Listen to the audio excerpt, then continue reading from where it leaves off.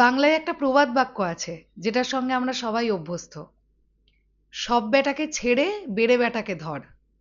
আর মিডিয়ার কাছে, sorry coat unquote, কিছু অসভ্য মিডিয়ার কাছে দেবদা এখন এই বেড়ে বেটা, যাদের দেবদা ছাড়া খাবার জোটে না। দেবদাকে নিয়ে যতটা নিচে নামা যায় সব রকমই করছে। আসলে এখন আমাদের এই মিডিয়া লাইনটা এমন হয়ে গেছে, একটা সৎ জার্নালিজম থেকে ইয়েলো জার্নালিজমের পরিমাণ এতটাই বেশি। আর কদিন পর দেখবেন এরকম সময় আসবে যে কিছু বোদ্ধা মানুষ মিডিয়ার খবর দেখাই বন্ধ করে দেবে। কারণ একটা খবরকে কিভাবে মশলা মাখিয়ে একটা অন্য দিকে নিয়ে গিয়ে বিক্রি করতে হয়, মিডিয়া এখন যত দিন যাচ্ছে সেটা আরো ভালোভাবে শিখছে। কি অবাক কাণ্ড! হ্যালো এভরিওয়ান, আমি পৌশালী চলে এলাম আজকের প্রথম ভিডিও নিয়ে। প্রথমেই বলি সকলকে ভেরি গুড মর্নিং। আশা করছি তোমরা সবাই খুব ভালো আছো। আমি এখানে এই বিষয়টা নিয়ে কথা বলতে আসিনি যে দেবদা এক্স্যাক্টলি কি কারণে দিল্লি গিয়েছিলেন, সেটা আমরা কেউই জানি না। আপনারা এই যে চারিধারের মিডিয়াতে যত রকমের যত খবর পাচ্ছেন, প্রত্যেকেই ধারণা করছে, কারোর কাছে শিওর খবর নেই দেবদা এক্স্যাক্টলি কি করতে গতকাল দিল্লি গিয়েছিলেন। যখন দেবদা নিজে মনে করবেন যে দেবদা সেটা জানাবেন, তখন সেটা নিশ্চয়ই পাবলিক করবেন। হয়তো এখনো সেটা জানাবার মতন সময় আসেনি বলেই দেবদার তরফ থেকে আমরা কিছু জানতে পারিনি। আর এত আমাদের চুলকোবার কিছু নেই, কি কারণে দেবদা দিল্লি গিয়েছিলেন সেটা এক্ষুনি বার করতে হবে। কোনো প্রয়োজন নেই। একটা জিনিস তো অস্বীকার করবেন না নিশ্চয়ই কেউ, যে দেবদা পার্টিকুলারলি একটি রাজনৈতিক দল, এতদিন যে রাজনৈতিক দলের সঙ্গে যুক্ত আছেন এতদিন ধরে, তার আগেও দেবদা কিন্তু পশ্চিমবাংলার একজন সুপারস্টার ছিলেন। এখন তিনি মেগা স্টার।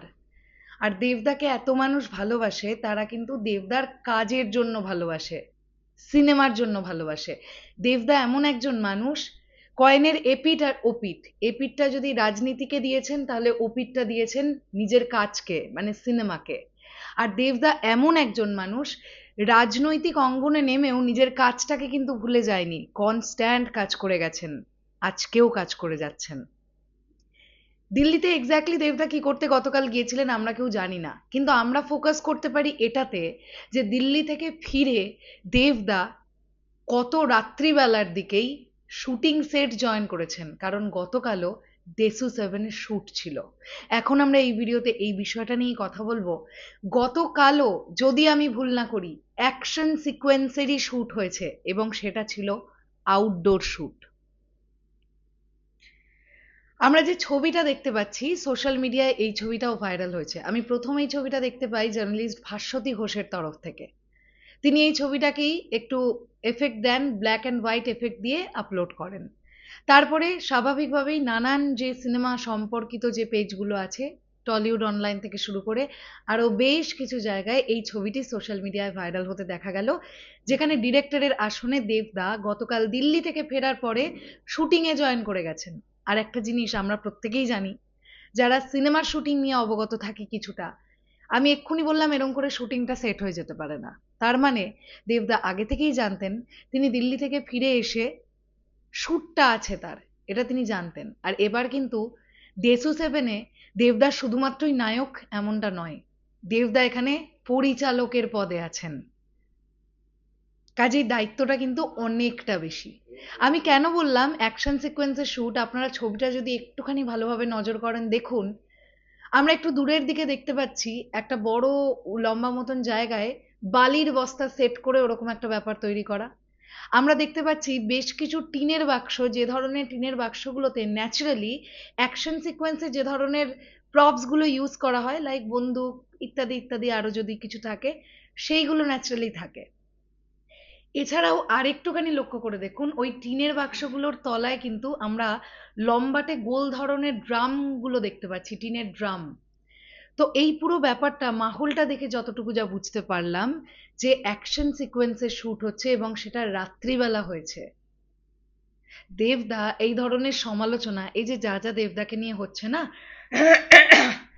সরি, দেবদা এগুলো জাস্ট পাত্তা দেন না, জাস্ট পাত্তা দেন না। দেবদার এখন একটাই নজর, সেটা হচ্ছে দেসু 7, যেটা নিয়ে দেবদা কনস্ট্যান্ট পরিশ্রম করে যাচ্ছে। দেবদা এমন একজন মানুষ, ভোটের আগে যে রাজনৈতিক দলের হয়ে তিনি আছেন সাংসদ পদে, তিনি ভোটের প্রচার করতে গিয়ে অসুস্থ হয়ে পড়লেন শারীরিকভাবে। একটা রাত গড়াতে পারেনি, তার পরের দিনই দাদাগিরির জন্য ফটোশুট করেছেন, লুক সেট করেছেন। তারও কয়েকটা দিনও নয়, মাত্র 1 থেকে 1.5 দিনের ব্যবধানেই দেশু সেভেনের শুট ছিল, মানে লুক সেট ইত্যাদি ইত্যাদি। তো দেবদা এমন একজন মানুষ, শরীর খারাপ বা জ্বর বা অসুস্থতা দেবদাকে কাবু করতে পারে না, কখনোই পারে না। আর কোনো সমালোচনা, এর আগে দেবদাকে নিয়ে কম সমালোচনা তো হয়নি। প্রচুর মিডিয়া চ্যানেল নানান সময় নানান ধরনের সমালোচনা করেছে। দেবদা এক তুড়িতে সবকিছু জাস্ট ধুয়ে মুছে সাফ করে দিয়েছে। দেবদা এগুলোকে পাত্তাই দেয় না, কোনো সমালোচনাকেই দেবদা পাত্তা দেয় না, শুধুমাত্র নিজের কাজটা করে যায়। আজকে যে কারণে আমি বিশ্বাস করি বাংলার দর্শক দেবদার সিনেমা দেখতে পছন্দ করে। যেখানে বাদবাকি সিনেমা টলিউডে সেভাবে ওয়ার্ক করে না, সেখানে হল মালিকেরাও একটু স্বস্তি বোধ করেন যখন দেবদার একটা সিনেমা আসে, কারণ দেবদাকে বাঙালি দর্শক পছন্দ করে। তো আমার মনে হলো এই বিষয়টা নিয়ে কথা বলা উচিত। দেবদা এক্স্যাক্টলি কেন দিল্লিতে গিয়েছিলেন, তিনি কি ভাবছেন, কি করবেন, কমপ্লিটলি সেটা দেবদার ব্যক্তিগত ব্যাপার। আপাতত দেবদা যখন পাবলিক করবেন তখন সেটা পাবলিক হবে। তার আগে পর্যন্ত যত কিছু যা যা শুনছেন, আমি জানি না সেগুলোর কতটা ভ্যালিডিটি আছে বা ভ্যালু আছে। আপাতত একটু দেশু সেভেন নিয়ে থাকাটাই ভালো, কারণ খবর বিক্রি করার চক্করে একটা মানুষকে এখনকার মিডিয়ারা একদম তলানিতে নামিয়ে দিতেও দুবার ভাবে না, যে মিডিয়াগুলোকে দেবদা ডেকে ডেকে সিনেমার আগে ইন্টারভিউ দেয়। শেষ করলাম ভিডিওটা, আসছি আবার খুব শিগগিরই নতুন কোনো ভিডিও নিয়ে। তাহলে এখনের জন্যে টাটা।